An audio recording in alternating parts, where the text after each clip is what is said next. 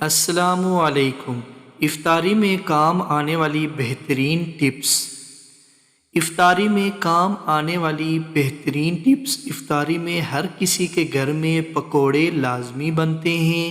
کچھ خواتین بڑی خوبی اور مزیدار پکوڑے بناتی ہیں جس میں مختلف مصالحہ جات استعمال کرتی ہیں، مگر ایسے میں کچھ خواتین ایسی بھی ہیں جن کے پکوڑے بہت نرم اور عجیب سے بنتے ہیں۔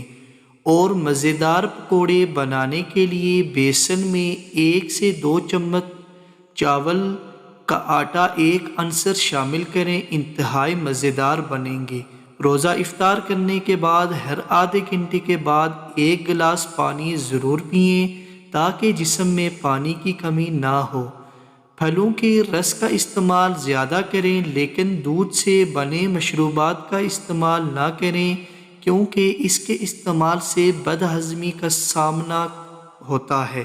سموسے روزہ رکھنے کے لیے روزہ افطار سے کچھ دیر پہلے سے طے کر دیے جائیں تو مرجھا سے جاتے ہیں جس سے ان کا ذائقہ اچھا نہیں رہتا۔ کچھ دیر کے بعد افطاری کا سامان تیل کام جذبوں کا اکثر اوقات خواتین افطاری کے وقت پیاز کاٹ دیتی ہیں جس کی وجہ سے آنکھوں سے پانی آنے لگتا ہے، بہت جلن ہوتی ہے، تو اس کی چھیلی کر ہمیشہ فریج میں رکھیں اور کچھ دیر کے بعد پیاز کاٹ دیں۔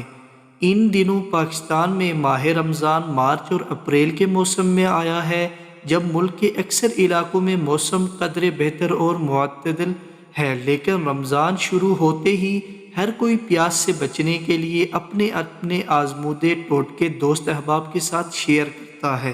ان میں سرفہرست سحری کے وقت الائچی، پودینہ اور دہی کھانے کے ساتھ ساتھ ڈھیر سارا پانی پینا شامل ہے۔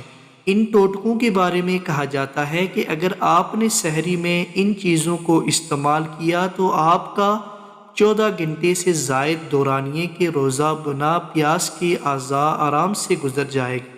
تاہم ماہر غذائیت زینب غیور کے مطابق عمومی طور پر ہم سحر و افطار میں صحت بخش غذائیں استعمال نہیں کرتے۔ ان کے مطابق روایتی پکوانوں کے ساتھ ایسی چیزوں کو شامل کرنا ضروری ہے جو ہمیں دن بھر توانائی بحال کرنے میں معاون ہو، اور دہی اس میں سحر فہرست ہے۔ تو امید کرتا ہوں کہ آپ کو میری یہ ویڈیو پسند آئی۔ اگر پسند آئی چینل کو سبسکرائب کر لیجئے، لائک کر لیجئے اور اپنے دوستوں تک شیئر کر لیجئے۔ تب تک کے لیے اللہ حافظ۔